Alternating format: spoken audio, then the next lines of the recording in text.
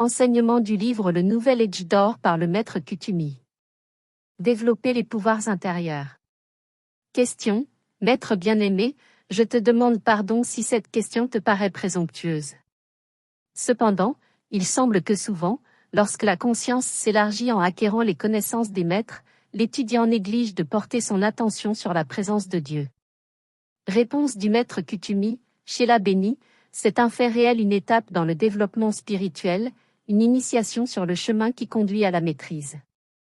L'individu peut être comparé à un enfant qui au début de sa vie va jusqu'à ignorer ses parents ou ses gardiens pleins de sollicitude. Puis, il reconnaît les formes aimantes des parents et s'appuie sur eux pendant des années. Plus tard, à l'âge de la maturité, il commence à se fonder sur sa propre intelligence et à l'utiliser selon ses propres orientations. La majeure partie de l'humanité ne reconnaît pas les êtres attentifs qui, pour prendre soin d'elle, ont renoncé à la béatitude des royaumes supérieurs. L'humanité, encore esclave de la forme, tend à s'appuyer sur une présence individualisée lorsqu'elle en trouve une. Plus tard vient la maturité, quand l'individu commence à œuvrer dans l'armée spirituelle du roi des rois. Question, maître bien-aimé, pour comprendre le travail de la hiérarchie spirituelle, on nous dit de porter notre attention sur certains maîtres et cela établit naturellement une affinité d'esprit. N'est-ce pas un effort méritoire? Réponse du maître Kutumi, Sheila Béni, oui, c'est vraiment très louable. L'état de conscience de l'étudiant est la condition première de cette association. Comme Saint Germain l'a dit, dans le royaume des maîtres ascensionnés, la présence individuelle y a, mais tous les maîtres ascensionnés, anges, dévas et pouvoirs cosmiques ne font qu'un. Seul l'esprit humain insiste sur une doctrine de séparation et de distinction de forme. Question, maître bien-aimé, quelle est l'attitude de conscience correcte pour un étudiant sincère qui veut s'approcher des maîtres tout en développant maturité et grâce individuelle? Réponse du maître Kutumi, Sheila Béni, chaque être qui a atteint la perfection représente la somme de millions d'années d'utilisation d'énergie de vie pour développer quelque vertu, talent, pouvoir, grâce et expression de la divinité. Un tel être est comme le soleil dans les cieux, un foyer de cette dynamique de bien extraite souvient-on de la source unique. Ces êtres sont véritablement des batteries vivantes de vie déjà qualifiées de manière divine. Se trouver à leur proximité permet à l'individu d'absorber cette qualité comme il absorbe la chaleur et le confort d'un radiateur.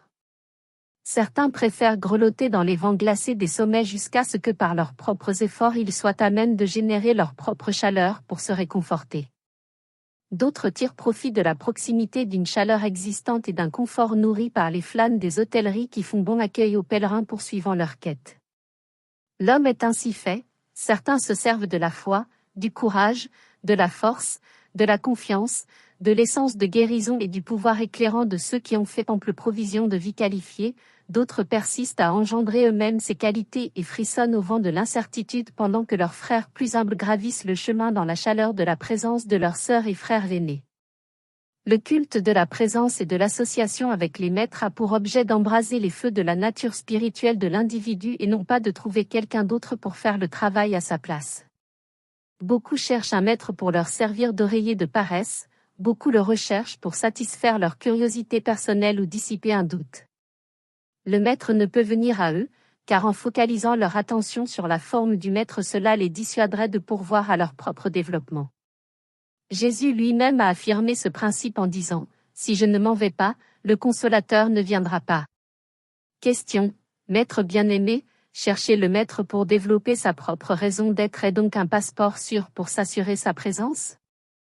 Réponse du maître Kutumi, Sheila Béni, c'est le seul.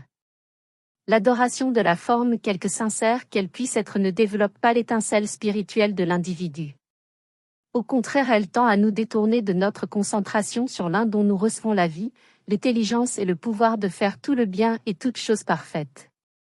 Question, maître bien-aimé, quelle est la doctrine de la voie du milieu par rapport au sujet dont nous discutons?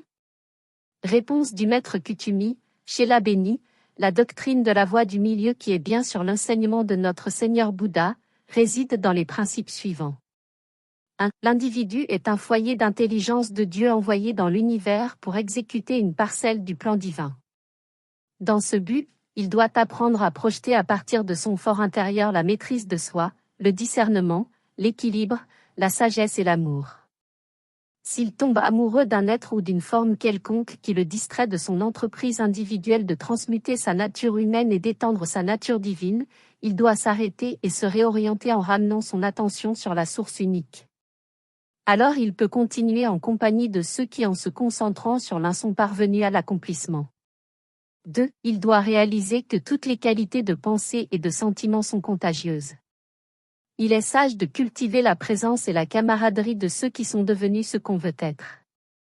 Les escarbilles de foi et d'aspiration couvant sous la cendre se transforment en flammes lorsque la conscience individuelle devient une parcelle de la conscience de n'importe quel être libre et divin. À cause de la nature négative des pensées et sentiments de la masse de l'humanité, il est probable que l'étudiant sombre dans la désespérance, qui est l'effluve de la race à moins qu'il ait un courant positif auquel il puisse accrocher son âme aspirante. 3. Il est sage d'observer un temps d'introspection quotidienne avant le sommeil. Est-ce que ton service de ce jour pour le Maître et ta communion spirituelle avec lui t'a rendu plus semblable à sa nature? Es-tu plus près de la réalisation de ta propre divinité? Est-ce que les travaux faits au nom du Maître ont été faits dans sa nature? Par ton activité au sein de l'humanité dans laquelle tu te mets, celle-ci a-t-elle vu et senti la présence du Maître aujourd'hui? Est-ce que ton attitude personnelle nous a rendus chers à l'humanité? Car les Shélas sont nos seuls représentants dans le monde physique.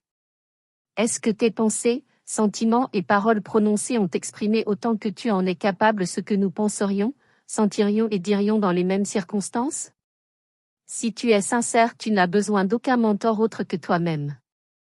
Les périodes de contemplation, de communion et d'introspection intermittente et irrégulière ne sont pas efficaces. Un examen personnel régulier et rythmique, libre de tout apitoiement sur soi ou de condamnation de soi, conduira à l'assimilation des enseignements du Maître qui est ton modèle. Les mortifications et censures de soi ne sont pas des armes de la conscience propre à alléger un mal connu. Une nouvelle vie bâtie sur la nature de Dieu est la preuve de la sincérité du but spirituel. Les audios ne remplacent pas les écrits qui contiennent la radiation et les qualités des maîtres d'amour. Le but étant de faire connaître à des non-étudiants l'enseignement Ayam. Pour des raisons de lecture audio artificielle, j'ai été obligé de modifier quelques virgules et autres mots sans dénaturer le fond afin de pouvoir écouter avec la meilleure qualité possible. Pour avoir le texte original, je vous invite à lire l'enseignement du Nouvel Âge d'Or du Maître Kutumi édition Monclar.